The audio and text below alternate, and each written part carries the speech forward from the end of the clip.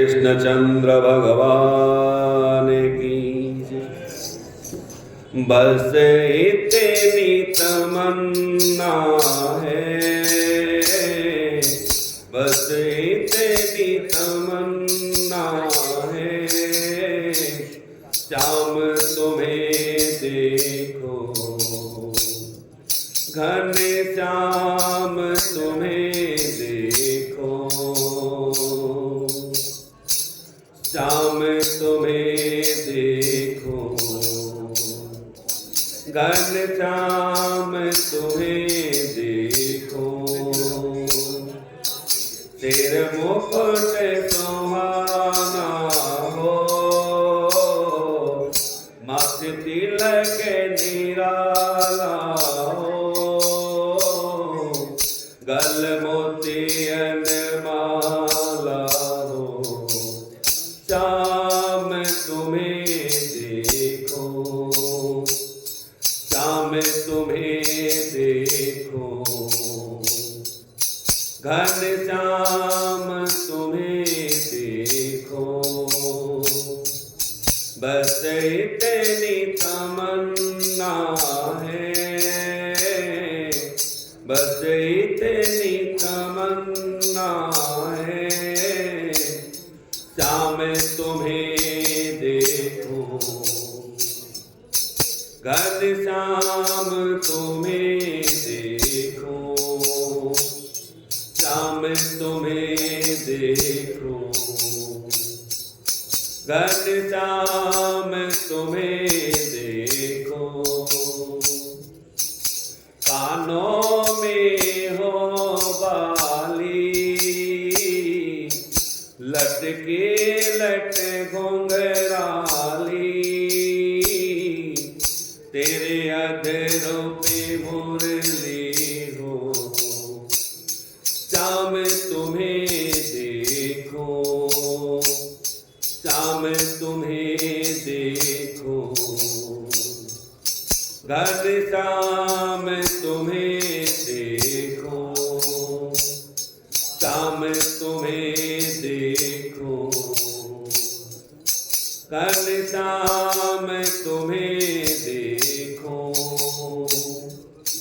बाजूबंद बाहों पे पैजनिया पाँव में, होठों पे हंसी कुछ हो, श्याम तुम्हें देखो, श्याम तुम्हें देखो, घन श्याम तुम्हें देखो, बस इतनी तमन्ना है, बस इतनी तमन्ना है, श्याम तुम्हें देखो, घन श्याम तुम्हें देखो, श्याम तुम्हें देखो, घन श्याम तुम्हें देखो, दिन हो या अंधेरा हो, चाहे श्याम सवेरा हो, सो तो सपने में, श्याम तुम्हें देखो, श्याम तुम्हें देखो, घन श्याम तुम्हें देखो, बस इतनी तमन्ना है, बस इतनी तमन्ना है, श्याम तुम्हें देखो, घन श्याम तुम्हें देखो, श्याम तुम्हें देखो, घन श्याम तुम्हें देखो, चाहे घर रहो नंद लाला, कीर्तन हो गोपाला, हर जग के नजारों में श्याम तुम्हें देखो, श्याम तुम्हें देखो, घनश्याम तुम्हें देखो, बस इतनी तमन्ना है, बस इतनी तमन्ना है, श्याम तुम्हें देखो, घनश्याम तुम्हें देखो, श्याम तुम्हें देखो, घनश्याम तुम्हें देखो। कहता है दिल मेरा, कहता है दिल मेरा, सौगात मुझे दे, जिस ओर नजर फेरो, श्याम तुम्हें देखो, श्याम तुम्हें देखो, घनश्याम तुम्हें देखो, श्याम तुम्हें देखो, घनश्याम तुम्हें देखो, बस इतनी तमन्ना है, बस इतनी तमन्ना है, श्याम तुम्हें देखो, घनश्याम तुम्हें देखो, श्याम तुम्हें देखो, घनश्याम तुम्हें देखो। प्रेम से बोले श्री कृष्ण चंद्र भगवान की जय। ओम तत्सद इति निर्देशो ब्रह्मणस्त्रिविधः स्मृतः, ब्राह्मणस्तेन वेदास यज्ञास विहितः पुरा, तस्मादो मृत्युजाहत्य यज्ञदान तपः क्रिया, प्रवर्तन्ते विधानोक्ता शततं ब्रह्मवादिनं, शतकं ब्रह्मवादिनं। श्रीमद् भागवत के 17वें अध्याय के 23वें श्लोक में ओम तत्सत, इन शब्दों की भगवान श्री कृष्ण ने बड़े अच्छे से व्याख्या की है। कई बार हमारे मन में प्रश्न यह आता है कि आखिर हम सभी मंत्रों के पहले ओम शब्द क्यों लगा। हालांकि शिव पुराण की माने तो ओम शब्द कहने का अधिकार सबको नहीं है, इसीलिए नारद जी ने माता पार्वती को केवल पंचाक्षर मंत्र दिया था, नमः शिवाय, ओम नमः शिवाय नहीं कहा। बाद में माता पार्वती ने पूछा भी था भगवान शिव से कि आखिर ऐसा क्यों है, तो उन्होंने बताया कि ओम शब्द कहने का अधिकार सबके पास नहीं है। जिसने कम से कम 1.25 लाख गायत्री का पुनश्चरण किया हो उसे ही ओम शब्द कहने का अधिकार। अब हमारे पास है, सामने से आ गया, जो बोलते जा रहे हैं, लेकिन हमको पता ही नहीं क्या करना चाहिए क्या नहीं करना चाहिए। जैसे स्त्रियों को कभी भी शंख नहीं बजाना चाहिए, लेकिन आप बंगाल साइड में चले जाए तो वहां भी जब विवाह होता है वहां पे स्त्रियां शंख ध्वनि करती है तो विवाह के फेरे होते हैं। जबकि शंख ध्वनि अगर स्त्रियां करेंगी तो फिर महाभारत ही होता है, उसके अलावा कुछ होता नहीं है। शंख की उत्पत्ति वास्तव में समुद्र से हुई है और लक्ष्मी जी शंख को अपना भाई मानती है।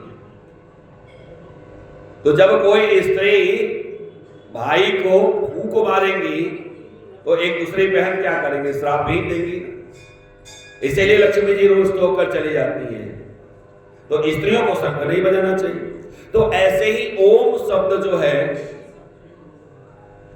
आखिर क्या ऐसा है कि हर एक मंत्र के शुरू में ओम शब्द लगाया था। ओम तत् सत, ये है क्या? भगवान कहते हैं यह तीनों सच्चिदानंद घन परम ब्रह्म का नाम है, ओम तत् सत। संसार में जितने अक्षर आप कह लो, शब्द कह लो, सृष्टि कह लो, सबकी रचना ओम से हुई। ओम में अकार, उकार और मकार तीनों। केवल ओम शब्द का उच्चारण करने से आप तीनों देवों के नाम का उच्चारण कर लेते हैं। इसीलिए परम ब्रह्म जो है वह ओम है। ब्रह्मा, विष्णु और महेश ये तीनों मिल जाते हैं तो परम ब्रह्म बन जाते हैं। आप रोज कहते हैं, आपने ध्यान कभी नहीं दिया है।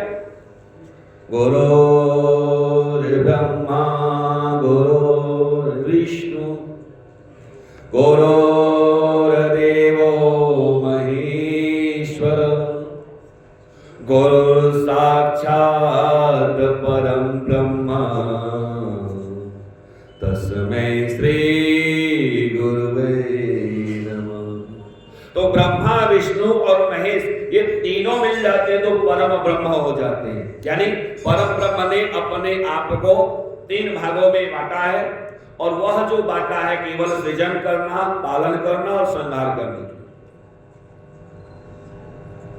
तो इसीलिए भगवान कहते हैं कि वास्तव में यह सारे सृष्टि के आदि काल में ब्राह्मण, वेद, यज्ञ आदि की रचना भी ओम से ही हुई। इसीलिए अंत समय में तो नहीं, लेकिन शुरू में ही ओम शब्द का उच्चारण किया जाता है। इस ओम शब्द से परमात्मा के नाम का उच्चारण। दूसरा शब्द है तत्व। इस संसार की कोई भी वस्तु ऐसी नहीं है जो परमात्मा के द्वारा नहीं बनाई गई। इसलिए संसार में परमात्मा के अलावा कुछ है ही नहीं। यह सब जो कुछ भी हमारे पास है या जो कुछ ब्रह्मांड में है जिसकी हम कल्पना कर सकते हैं वह सब परमात्मा का है। इसलिए हम तत्व शब्द का प्रयोग करते हैं। और सत्य क्या है? कहा यह सारा संसार सत्य में ही स्थित है। आप बहुत सारा दान नहीं कर सकते, बहुत सारा यज्ञ नहीं कर सकते, बहुत सारा तप नहीं कर सकते। केवल सत्य भाव अपने मन में लेकर के आ जाओ, आपका सबसे बड़ा तप हो जाता है। सत्य बराबर तप नहीं, झूठ बराबर पाप, जाके हृदय में सत्य है ताके हृदय आप। तो वास्तव में कहीं न कहीं यह परमात्मा सत्य में ही स्थित है। इसीलिए भगवान का एक स्वरूप है सत्य स्वरूप। कारागार में जब भगवान प्रकट होने वाले हैं तो वहां पर देवताओं ने जो स्तुति की है उसमें कहते हैं प्रभु आप सत्य हैं, सत्य में निहित हैं, सत्य स्वरूप हैं, सत्य के अलावा कुछ भी नहीं। तो इसलिए सत्य शब्द का प्रयोग किया जाता है। जो यज्ञ, तप, दान में जो स्थिति है वह सारा का सारा सत्य कहा जाता है। भगवान कहते हैं इसीलिए श्रद्धा के बिना अगर आप कुछ भी यज्ञ करते हो, दान करते हो, हवन करते हो, तप करते हो, वह सब अशुभ परिणाम देता है। सबसे पहले आपके पास क्या होना चाहिए? श्रद्धा। अगर आपके पास श्रद्धा नहीं है तो फिर आप इस चीज को प्राप्त नहीं कर सकते। 18वें अध्याय में अर्जुन पूछते हैं कि महाराज एक बात बताइए, ये संन्यास क्या है और त्याग क्या है? इन दोनों का लक्षण क्या है? देखिए, घर से संन्यास ले लेना और घर का त्याग कर देना, दोनों में अंतर है। अर्जुन ने पूछा कि महाराज अंतर क्या है, वो मैं जानना चाहता हूं, आप बताइए। भगवान कहते हैं काम्यानां कर्मणान्यासम् संन्यासं कवयो विदुः सर्वकर्म फल त्यागं प्राहुस त्यागं विचक्षण। भगवान कहते हैं कितने सारे पंडित जी ऐसे हैं जो काम्य कर्मों के त्याग को ही संन्यास समझते हैं। अब काम्य कर्म क्या है? काम्य कर्म कहते हैं स्त्री, पुत्र, धन आदि प्रिय वस्तुओं की प्राप्ति के लिए, रोग को दूर करने के लिए, कष्ट से निवृत्ति के लिए जो यज्ञ, दान, तप और उपासना किए जाते हैं उन्हें काम्य कर्म कहा जाता है। तो कितने सारे ऐसे लोग हैं जो इसके त्याग को संन्यास कहते हैं। आज से मैं ये नहीं करूंगा, मैं स्त्री की प्राप्ति के लिए, पुत्र की प्राप्ति के लिए जो कर्म है वो नहीं करूंगा, तो उसको त्याग लोग समझ लेते हैं। कुछ लोग कहते हैं कर्मों के फल को त्याग कहा जाता है। कर्म के फल क्या है? कहा ईश्वर की भक्ति, देवताओं का पूजन, माता पिता गुरु आदि की सेवा, यज्ञ, दान, तप और वर्ण आश्रम के अनुसार आजीविका द्वारा गृहस्थ का निर्वाह, शरीर संबंधी खान पान जितने हैं ये सब कर्तव्य कर्म है, ये करना ही है। बिना इसको किए आपका गुजारा चलने वाला नहीं है। भाई मानव जन्म परमात्मा ने दिया है तो कर्म तो करने पड़े, लेकिन जो कर्म फल है, जब आप ये कहते हो कि मुझे उसका फल नहीं चाहिए तो समझ लो वह भी बहुत बड़ा त्याग है। अगर किसी ने कह दिया कि भाई माता पिता की सेवा करोगे तो बड़ा पुण्य मिलेगा, अगर पुण्य को सोच के आप कर्म कर रहे हो तो फिर आपको उतना फल नहीं मिलेगा।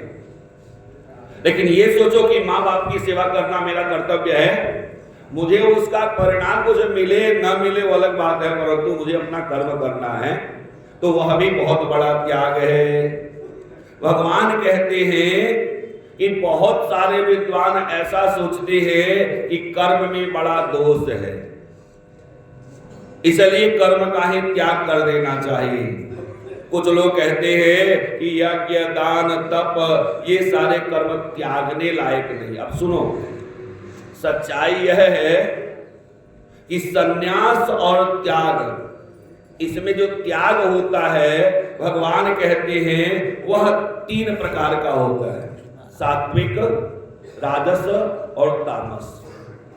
ये त्याग भी 3 प्रकार के हैं। कहा यज्ञ, दान और तप ये त्याग नहीं करना है, वो करना ही पड़ेगा, क्योंकि यज्ञ, दान और तप यह जीव को पवित्र करने वाले होते हैं, इसलिए आपको करना है। यह मत सोचिए कि इसको नहीं करने से आपका कल्याण हो जाए। एतान्यापि तु कर्माणि संगम त्यक्त्वा फलानि च कर्तव्यानिति मे पार्थ निश्चितं मतम् उत्तमम्। भगवान कहते इसलिए ये जितनी चीजें हैं यज्ञ, दान, तप कर्मों का तथा संपूर्ण कर्तव्य कर्मों की, वास्तव में कर्म नहीं त्यागने हैं, आपको उसके फल के प्रति जो आसक्ति है उस आसक्ति का त्याग करना। किसी ने आपको कह दिया कि आप यज्ञ करोगे तो अगले जन्म में इंद्र बन जाओ, सुना है कभी? ऐसा होता है? नहीं सुना? आज सुन लीजिए, सत्य है।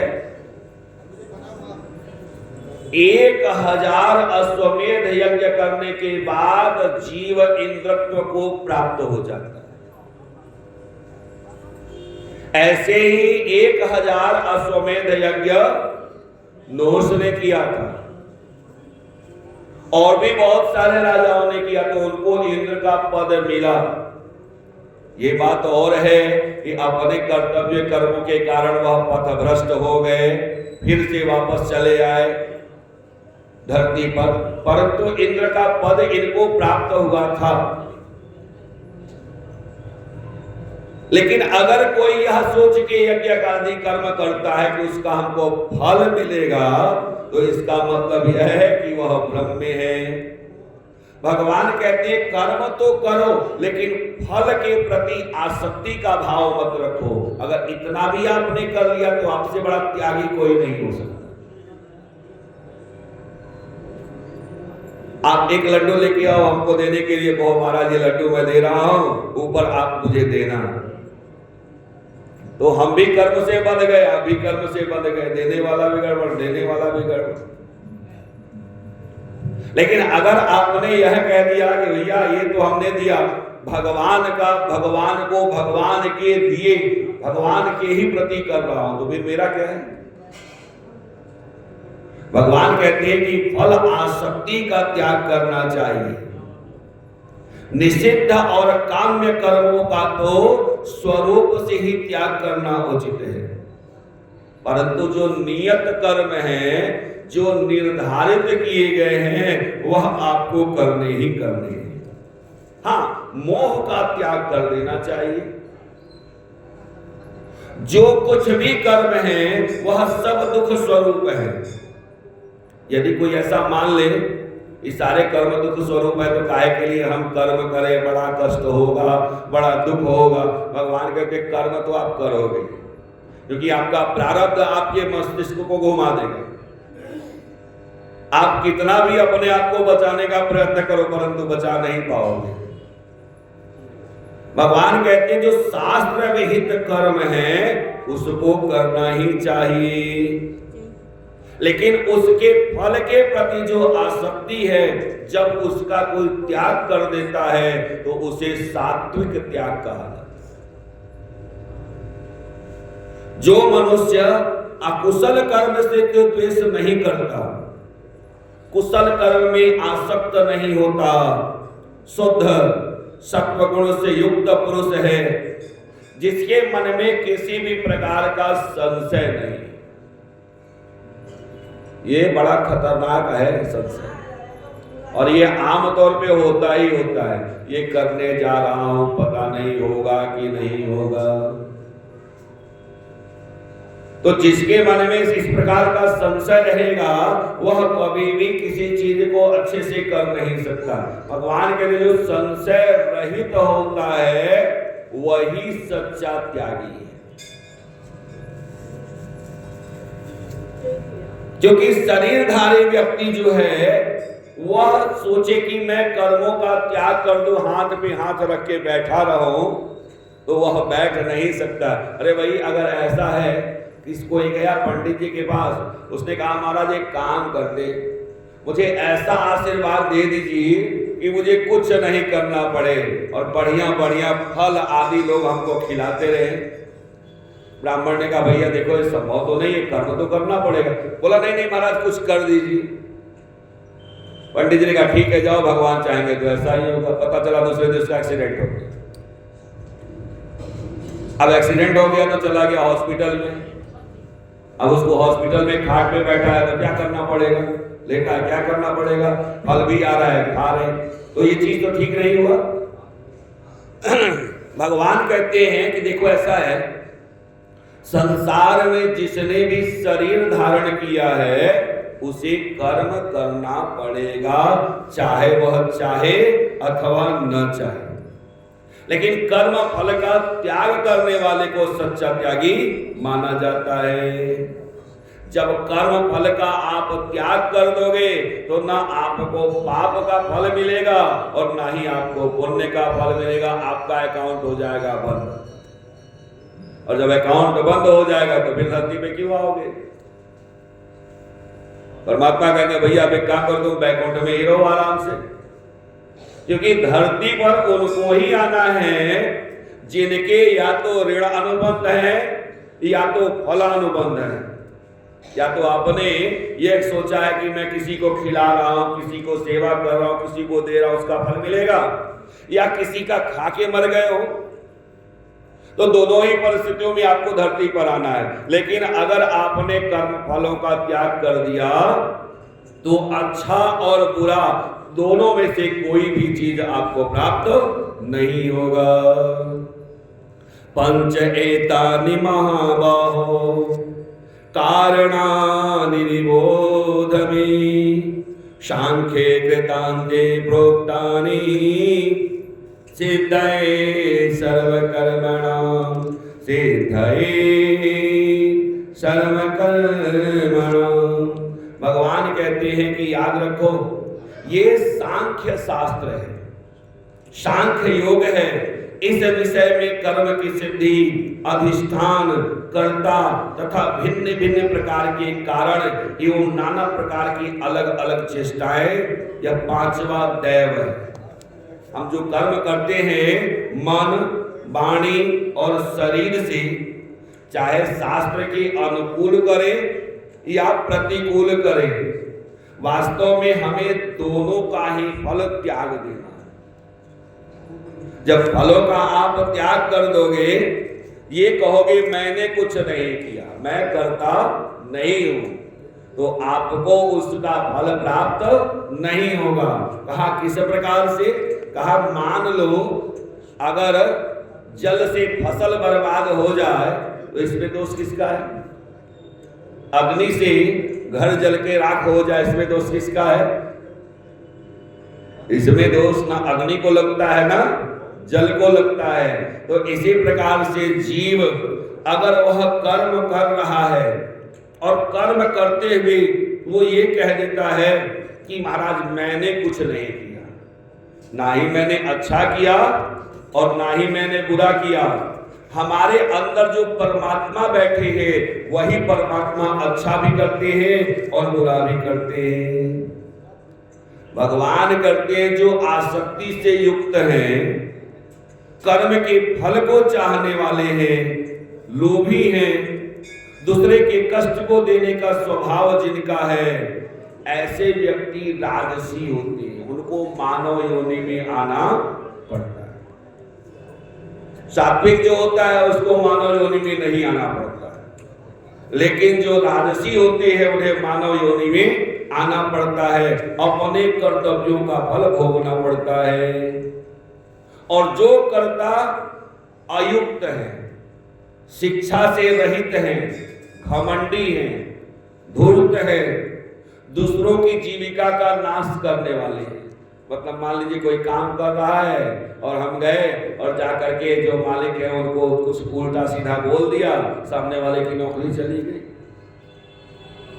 तो ऐसे व्यक्ति जो होते हैं वो तामसी होते हैं, उनको कीड़े मकोड़े का जन्म मिलता है। जो शोक करने वाला है, आलसी है और दीर्घ सूत्री है। दीर्घ सूत्री जानते हैं किसको बोलते हैं? दीर्घ सूत्री वह व्यक्ति होता है जो कोई भी साधारण सा काम है, जैसे ठंडी के महीने में कुछ लोग ऐसे होते हैं नहाने के लिए अगर उनको बोल दो, सोचेंगे अभी नहा लेता हूं, अभी नहाऊंगा, अभी नहाऊंगा, अभी नहाऊंगा। तो काम तो साधारण है, लेकिन उसको करने के लिए लंबा समय लेकर जा रहे हैं। मंदिर आना है, रोज सोचेंगे आज जाऊंगा, आज जाऊंगा, आज जाऊंगा, अच्छा आज रहने दो, बड़ा लेट होगा, कल जाऊंगा। फिर कल हुआ, फिर कुछ काम करते रह गए, फिर कहा अरे आज लेट हो गया, फिर कल जाऊंगा। तो ये सब साधारण कार्य है, परंतु फिर भी इनको करने में जो बहुत ज्यादा समय लगावे, ऐसे व्यक्ति को कीड़े मकोड़े का जन्म मिलता है। भगवान कहते हैं कि देखो, प्रवृत्ति मार्ग और निवृत्ति मार्ग दोनों ही परमात्मा को प्राप्त करने का है। आप कौन से मार्ग को ग्रहण करते हो है आपके ऊपर निर्भर करता है। जिस बुद्धि के द्वारा धर्म और अधर्म, कर्तव्य और अकर्तव्य को यथार्थ से नहीं जाना जाता है, वही बुद्धि राजसी बुद्धि कही जाती है। जो तमोगुण से ढका हुआ व्यक्ति है, उसको आप कितना भी समझा दीजिए ना, ये महाराज ये धर्म है, वो कहेगा नहीं, जो मैं कहता हूं वह धर्म, जो मैं मानता हूं वह धर्म, और जिससे मेरा काम चल जाए वही धर्म है। वह शास्त्र विहित कर्तव्यों का कभी भी पालन नहीं करता है। वास्तव में भगवान कहते हैं अर्जुन, फल की इच्छा रखने वाला मनुष्य छोटे छोटे कर्म करके भी बहुत बड़े फल को चाहता है। सोचते हैं कि हम अगर मन से कोई पुण्य कर देंगे, कहीं कहीं मिलता है, ये मान लीजिए आपके पास कुछ नहीं है, लेकिन मन में संकल्प कर लिया कि अगर मेरे पास होता तो मैं किसी को वस्त्र का दान करता, तो आपको उसका फल मिल जाएगा, क्योंकि मनसा वाचा कर्मणा। तो अगर आपने यह सोचा कि मुझे मौका मिलता किसी को मैं थप्पड़ मारता, तो उसका पाप भी तो मिलेगा। लेकिन शास्त्रों ने इतना छूट दिया है आपको, कहते हैं कि मन से दान करोगे तो उसका फल आपको मिल जाएगा, लेकिन मन से पाप करने वाले को उसका दुष्परिणाम नहीं मिलता। इतना छूट शास्त्र ने दिया हुआ है। तो इसलिए जीव का पहला कर्तव्य है कि जितना हो सके, चाहे मन से ही सही, दान करने का स्वभाव रखना चाहिए, छोड़ने का स्वभाव रखना नहीं चाहिए, पाप का स्वभाव रखना नहीं चाहिए। भगवान कहते हैं वास्तव में ये सुख है, संसार का सबसे अच्छा सुख कहाँ पे? भगवान कहते हैं संसार का सबसे अच्छा सुख है ध्यान, भजन और सेवादी कार्यों में सबसे बड़ा सुख है। आप कोई व्यक्ति भूखा हो, उसको लाके आप अन्न देते हो, जितना आपको सुख मिलता है उतना संसार में कहीं और मिलता नहीं है। विषय इंद्र संयोगाद्यत अग्रे अमृतोपमं परिणामे विषमीव तत्सुखं राजसंस्मृतं, तत्सुखं राजसंस्मृतं। प्रेम से कृष्ण चंद्र भगवान की जय।